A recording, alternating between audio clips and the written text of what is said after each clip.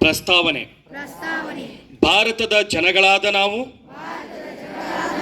ಭಾರತವನ್ನು ಒಂದು ಸಾರ್ವಭೌಮ, ಸಮಾಜವಾದಿ, ಸರ್ವಧರ್ಮ, ಸಮಭಾವದ ಪ್ರಜಾಸತ್ತಾತ್ಮಕ ಗಣರಾಜ್ಯವಾಗಿ ರಚಿಸಲು ಮತ್ತು ಅದರ ಸಮಸ್ತ ನಾಗರಿಕರಿಗೆ ಸಾಮಾಜಿಕ, ಆರ್ಥಿಕ ಮತ್ತು ರಾಜಕೀಯ ನ್ಯಾಯ, ವಿಚಾರ, ಅಭಿವ್ಯಕ್ತಿ, ವಿಶ್ವಾಸ, ಧರ್ಮಶ್ರದ್ಧೆ ಮತ್ತು ಉಪಾಸನಾ ಸ್ವಾತಂತ್ರ್ಯ, ಸ್ಥಾನಮಾನ ಹಾಗೂ ಅವಕಾಶ ಸಮಾನತೆ ದೊರೆಯುವಂತೆ ಮಾಡಲು ಮತ್ತು ವ್ಯಕ್ತಿ ಗೌರವವನ್ನು, ರಾಷ್ಟ್ರದ ಏಕತೆಯನ್ನು ಹಾಗೂ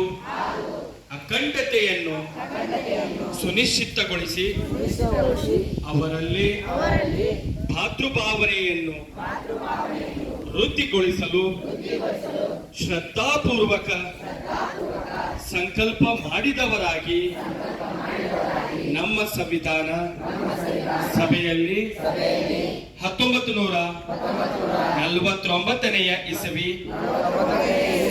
ನವೆಂಬರ್ ತಿಂಗಳ 26ನೇ ತಾರೀಕಾದ